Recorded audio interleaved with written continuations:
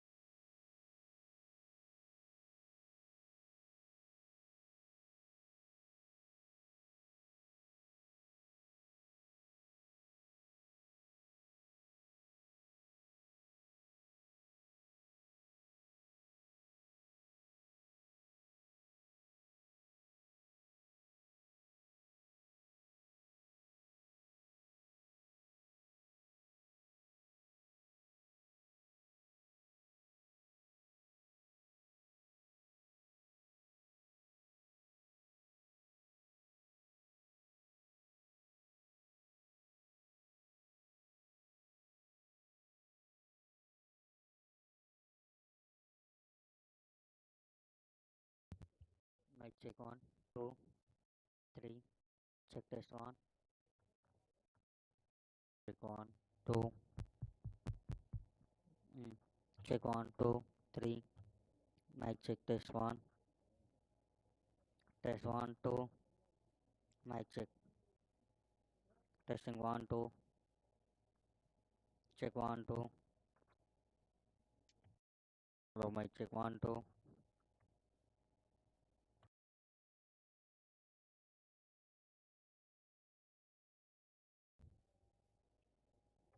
Check testing 1, 2, 3.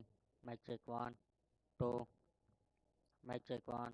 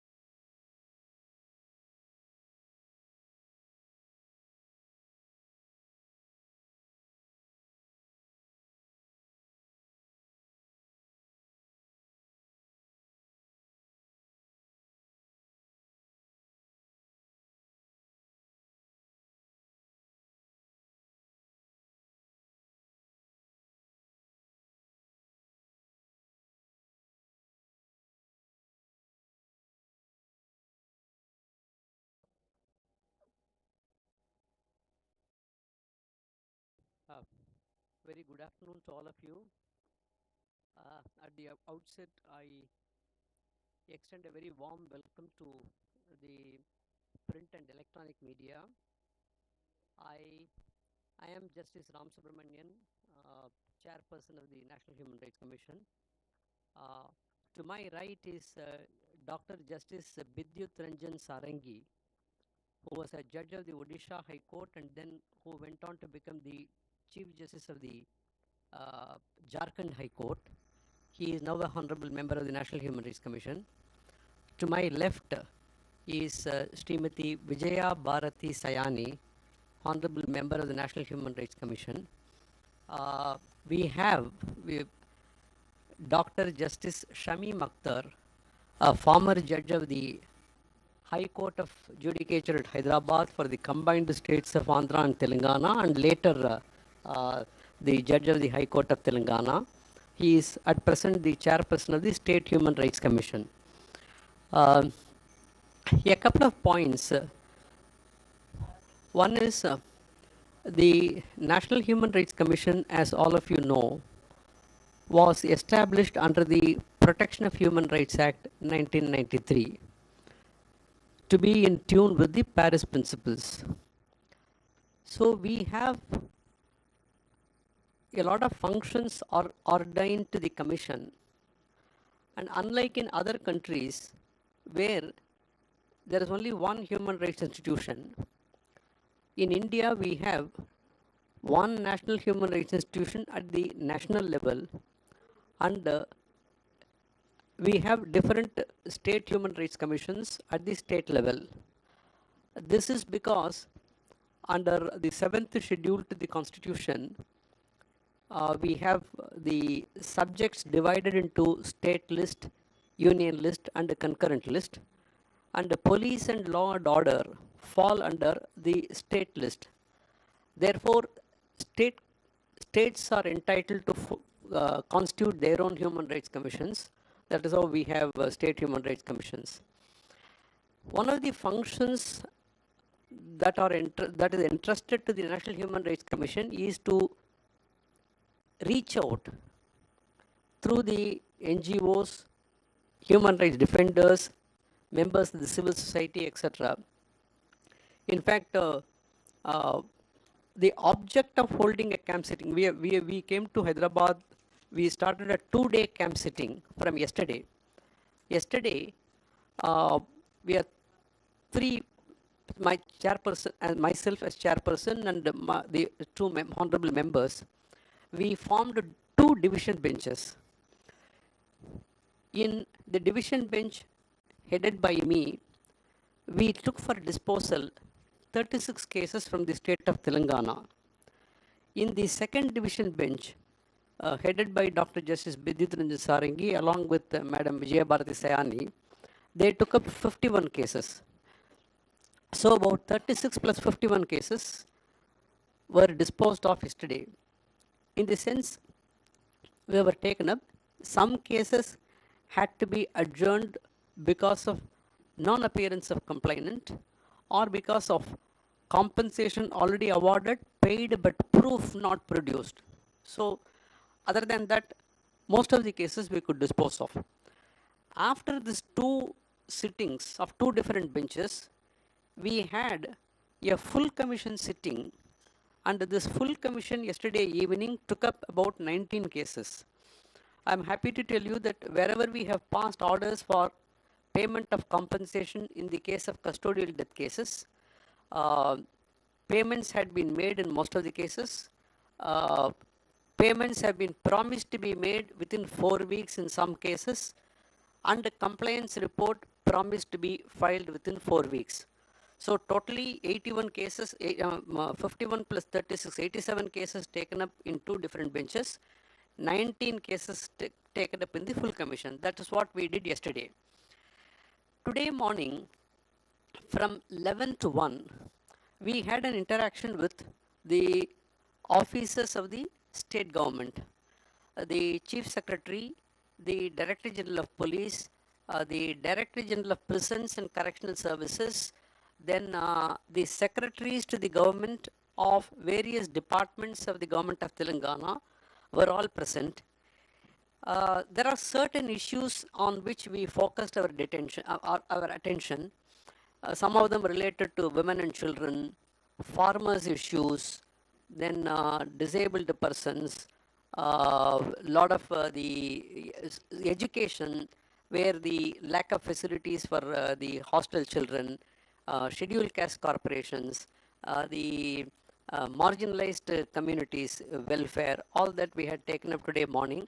From 11 to 1 today morning, we had an interaction with them, and we have asked them to file status reports of certain things, certain advisories which we have issued.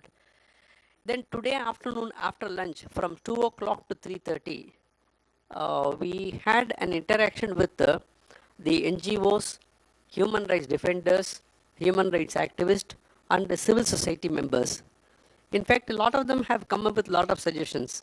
Some NGOs are working in the field of women empowerment. Some NGOs are working in the field of Dalit empowerment. Some NGOs are working in the field of empowerment of persons with a lot of disabilities. Since they are actually grassroots workers, the problems that they encounter on field, which many of us may not be aware of, it was all projected in the meeting that we had. We had a very fruitful meeting from 2 o'clock to 3:30 with the human rights defenders.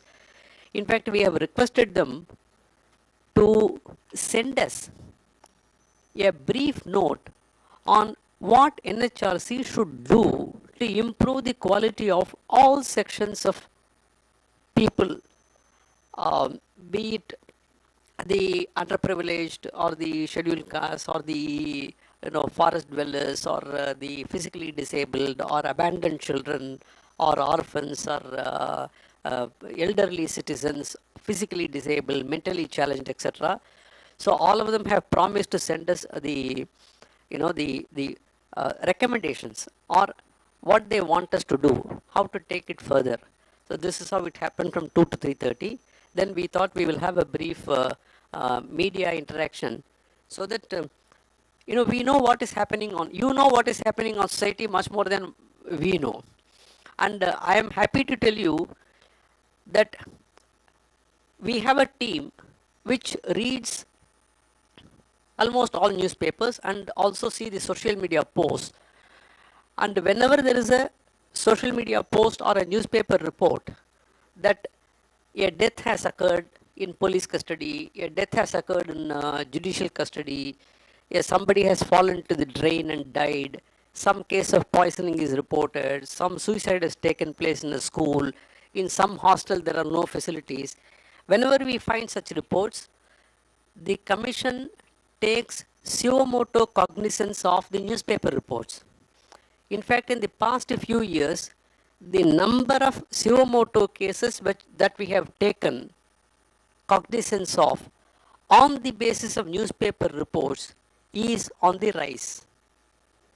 So it is very important for us to know the society's pulse through you, and that is the purpose of this interaction. We are certainly not here to tell you, what we have done. We are certainly here to listen to you what we should do, and how the collaboration between media and the NHRC is really helpful. That is the purpose for which we have assembled here. I'll give you some statistics before I wind up and leave it to you to ask, make some suggestions or whatever. We have about a total of 34,685 cases are pending in the 34,685 cases are pending in the National Human Rights Commission, and there are about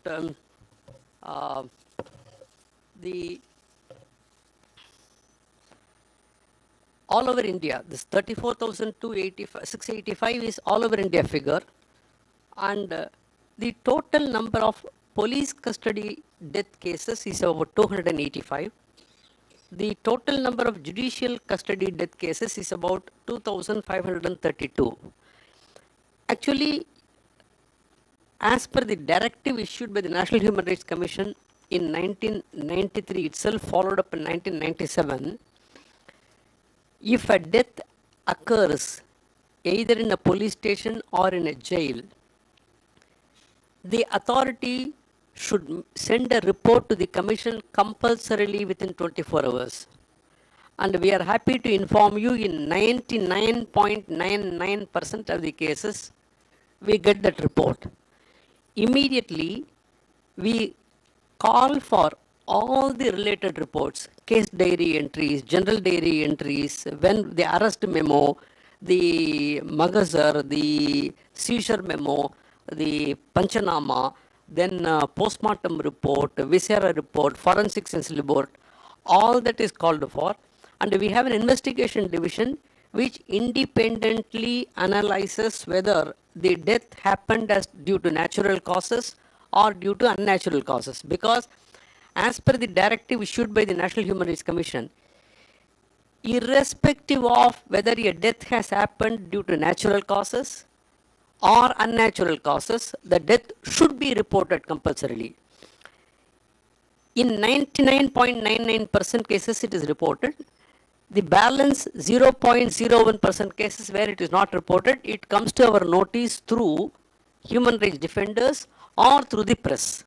Therefore, 100% cases we cover, we conduct independent investigation, and whenever we find that it has happened either due to the negligence, sometimes what happens is somebody is brought to the police station out of shame, they are said to have committed suicide even before the police could put their hand on the person. Even in such cases, we recommend compensation to be paid to the victims. In cases where we find human rights violations, we recommend departmental action as well as criminal prosecution of the police officers concerned. So this is the kind of work that we do. And I'm happy to tell you that Telangana, there are not, from Telangana, there are only 780 cases are pending with us. Out of them, 4 are police custody death cases and 30 are judicial custody death cases. So this is the broad overview of what we are doing, what we are trying to do, or what we are not doing, all summed up together. Now we will throw the floor open to you.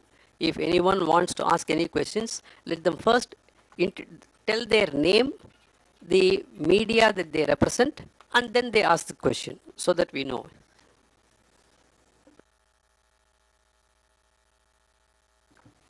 You must first take the mic and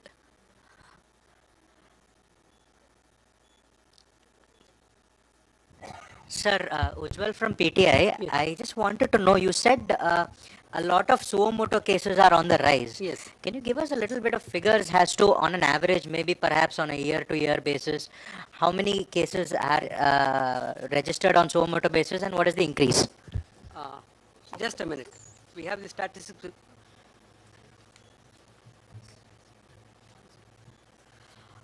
In 2024, the total number of suo moto cases we have taken cognizance of is 104. Thank you.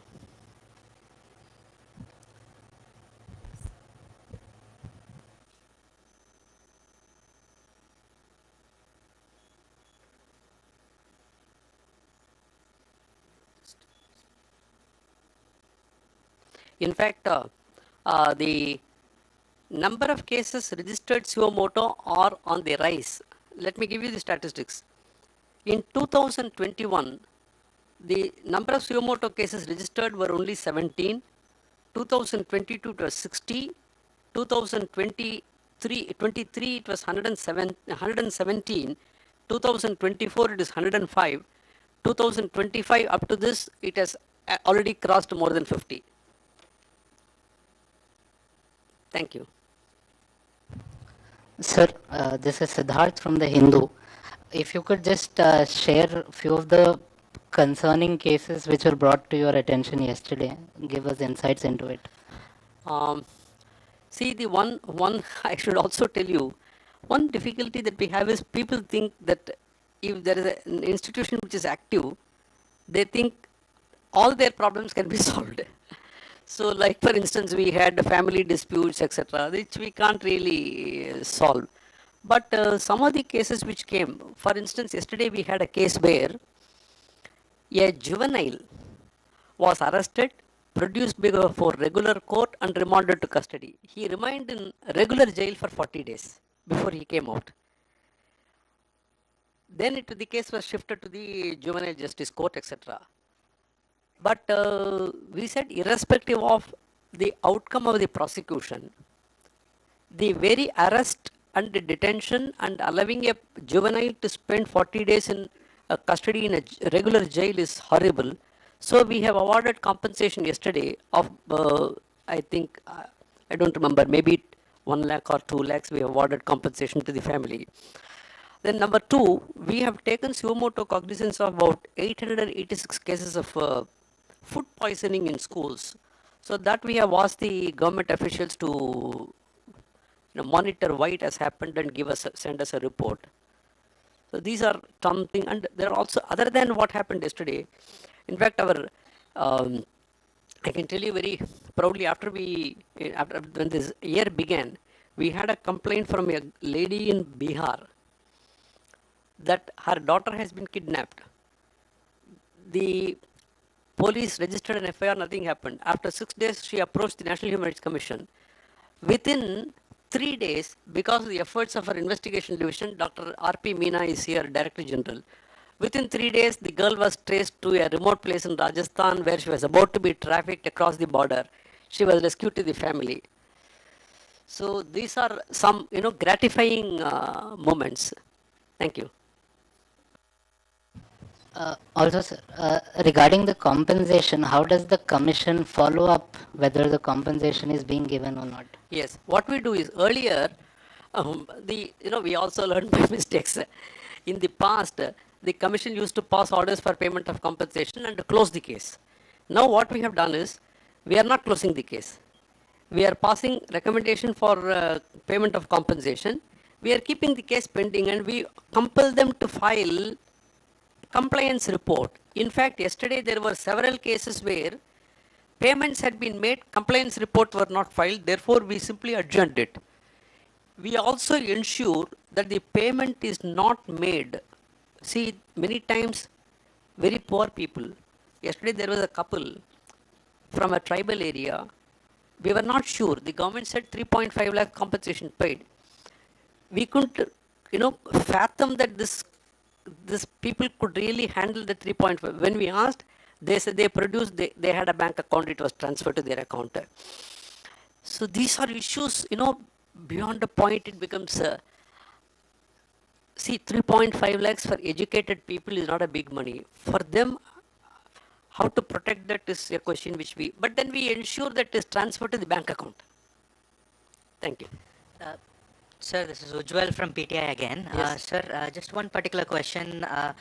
Recently, there's been a Human Freedom Index where India was ranked 130, which is not exactly a great rank. I just wanted to know, while you resolve the cases, Yes. on a policy level, do you hold discussions with the governments to perhaps take cognizance of certain rules that apply and any corrective measures has been taken? And secondly, one specific incident, sir, yesterday it happened in Tenali in Andhra Pradesh, where cops were seen in a video beating up people in custody. Has it come to your notice? No, actually, we have a division which regularly monitors the newspaper reports. So once the newspaper reflects that cops are doing this, even if it is a video clip, it is produced before me and I order suo moto. Since yesterday we started the commission sitting at 10 o'clock and it went on till 6:15, and the evenings we had to meet. Therefore, it was not possible. It has not come to my notice. But two things. You asked about two things. I am very glad that you asked this question. Human Rights Index.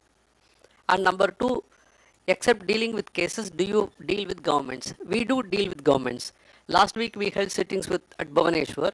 We held a meeting with the officials. We asked them, what are the steps you have taken? These are the addresses. These are the problems that you face.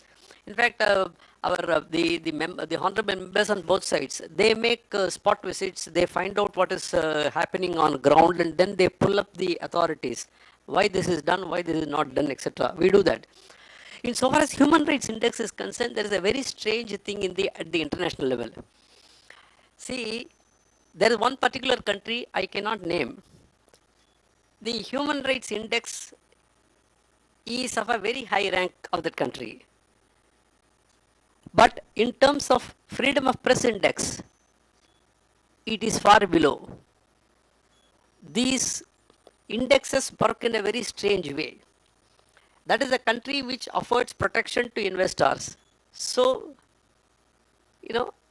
so there is a lot of, what should I say, the lot of ideological barriers when creating these indices. Thank you. Sir, namaste, sir. Sir, namaste, sir. Yes. Sir, this is Ravi Kumar from Namaste Telangana, Telugu Today. Yes. Sir Telangana వ్యాప్తంగా లగచర్ల అనే issue చాలా సంచలనం అయింది. దీని గురించి ఏం చర్యలు తీసుకున్నారు? అలాగే సెకండ్ వన్, హాస్టల్లో రీసెంట్గా మరణాల సంబంధించి ఈ విషయం ఎన్హెచ్ఆర్సీ దృష్టికి కూడా వచ్చింది. దీని గురించి ఏమన్నా చర్యలు తీసుకున్నారా? Can you please tell me, because I have little understanding of Telugu, but not fully. Yeah. Yes, tell me, yes. Yes.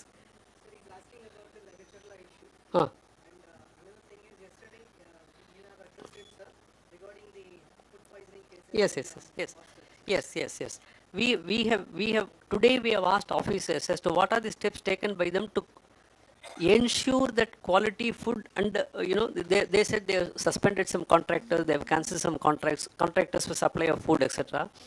They have taken steps. Sir, first one is Lagacherla issue. Lagacherla, what is that? Lagacharla No, switch on. లగచర్లలో మా investigation team వెళ్ళారు, అక్కడ వాళ్ళతో మాట్లాడడం జరిగింది, విక్టిమ్స్తో మాట్లాడారు. అదే సంగారెడ్డికి వెళ్ళి సంగారెడ్డి జైల్లో ఉన్నటువంటి వాళ్ళతో కూడా మాట్లాడడం జరిగింది. రిపోర్ట్ సబ్మిట్ చేశాము. మరి ఇక్కడ వీళ్ళ నుంచి ఆన్సర్ కూడా అడగడం జరిగింది. It still continuing sir. Investigation department ఇమ్మీడియట్గా వెళ్ళడం, అంత రిపోర్ట్ తీసుకోవడం, సబ్మిట్ చేయడం, గవర్నమెంట్కి పంపడం, ఇవన్నీ కూడా జరిగాయి లగచర్ల విషయంలో. అదృశ్యం పైన ఎటువంటి చర్యలు ఏమన్నా తీసుకున్నారా? మైలాబాద్లో మైలా అదృశ్యం, ఆదిలాబాద్లో శ్రీనివాస్ అండి, V6 వెలుగు. ఈ మహిళా అదృశ్యం అనేది మా దగ్గరికి వచ్చిన ప్రతి కంప్లైంట్ని కూడా మేము దాని యొక్క సీరియస్నెస్ని బట్టి మేము తీసుకోవడం జరుగుతుంది. లగచర్లలో ఆదిలాబాద్లో ఒక మహిళ మీద హత్యా ప్రయత్నం జరిగింది, బండరాయి తీసి మొక్క మీద వేయడము, ఈ విషయం తీసుకున్నాము. అదృశ్యమైన విషయం కూడా మా దగ్గరికి రావడం, దాంట్లో మాకు ఇన్వెస్టిగేషన్ టీం వెళ్ళలేదు. కేసు అయితే తీసుకొని దాన్ని వెంటనే అడగడం జరిగింది, వెంటనే పంపిస్తాం కన్సర్న్ డిపార్ట్మెంట్కి. ATR అంటారు, యాక్షన్ టేకెన్ రిపోర్ట్. ఎందుకు ఏం చేశారు, ఇలా జరిగింది, మాకు వెంటనే మీ యొక్క ఇన్ఫర్మేషన్ ఇవ్వండి అని చెప్పేసి కంటిన్యూ. మేడం, నా పేరు శ్రీకాంత్ మేడం, ఈటీవీ నుంచి. ఇప్పుడు పొలిటికల్గా అంటే రివెంజ్ టైప్లో కేసెస్ బుక్ చేస్తున్నారు, FIR బుక్ చేస్తున్నారు అని చెప్పి కంప్లైంట్స్ వచ్చాయి కదా, మీరు దాని మీద ఏం యాక్షన్ తీసుకుంటారు? No, see, the problem is, there is a very strange, the way Indian system works, I will tell you. It is uniform, no exception.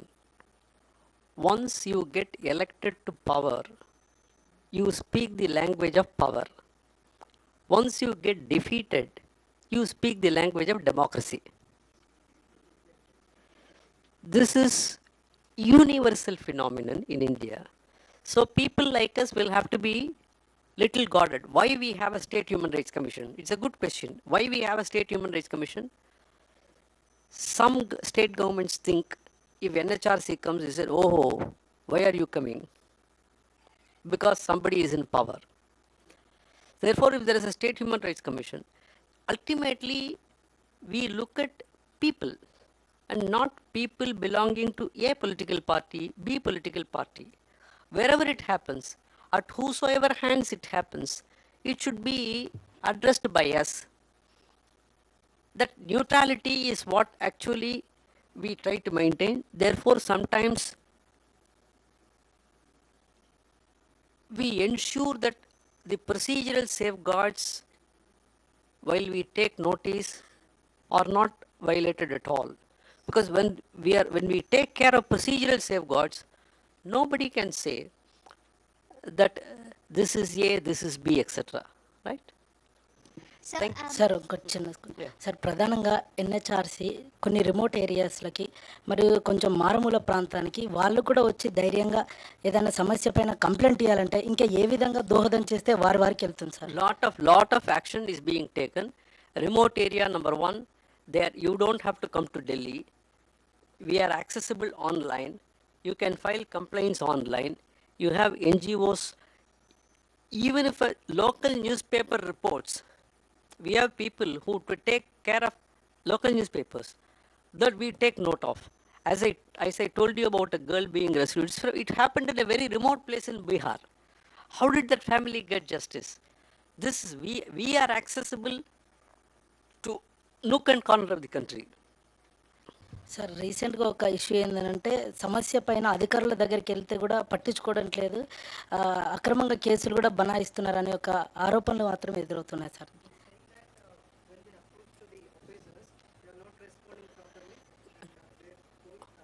No, no. When that does not happen, just write a petition. Just put an online petition. We take care. Right. Thank you very much. Sir, I have to one take. question. Yeah, Sorry. please. I'm Khyati from the New Indian Express. In these 2 days, I just wanted to know how many cases have come up to you regarding women's safety, rapes, child trafficking, and on an average per year, how many cases do you get regarding these aspects? No, that's what. See, actually, what happened was in the past, the cases that we listed today are pending cases, not fresh cases. Okay, the pending cases were, as I told you, we took up 36 cases in one bench and 51 cases in 51 cases in another bench and about 19 cases in the full bench. In the full commission, out of the 19 cases, total 109. Out of those cases, only very few related to the, like for instance, we had a case of a POXO Act case, a rape and murder of a Dalit woman. So we ensured, I was telling you the instance of 3,50,000 compensation, part payment was made. One restriction is there when a POXO case is filed and or even a SC/ST Act is filed. Apart from the victim compensation scheme payment, we also order payment. And when we do that, whatever is payable in the victim compensation scheme, only 50% is payable. Now 50% is payable after the trial is over. But in one case we said, if the rape is certain, where is the question of whether the conviction of a particular accused is independent of the fact that there was a rape. The compensation is for the rape. It can never be linked to the conviction of the accused because he may get out because of, so we had, coming to your question about 190 cases, 109 cases, about 20 or 22 cases related to women and on an yearly basis, how many you do get regarding women's safety and child we trafficking? will give you that statistics. Right now, I don't have that breakup. On an year, about 250 cases, every day, about 250 cases are filed online. We'll get you the statistics on this. Thank you. Sir, Thank you very much. Siddharth, I have to a go. last question. Yes, Mrs. What has been your observation about the Telangana State Human Rights Commission? Are they resourced properly?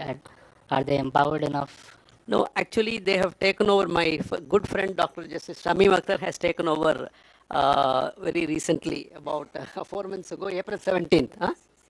April 17th, he has taken over. Only 3 months are there. First time he has been appointed, there are 3 members. So, I mean, I will not ask him this question. Are do you face resource crunch? Resource crunch, you see, in a lighter vein, I used to think after 1991, all of us have started working even at home with the deficit financing. Before 1991, we did not have deficit financing at home. We had savings, correct?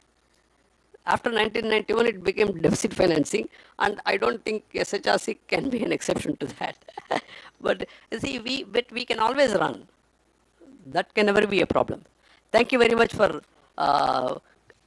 coming here and then supporting us. You keep on reporting. We will keep on taking suo motu cognizance. Both of us can collaborate to do good things to society. Thank you very much.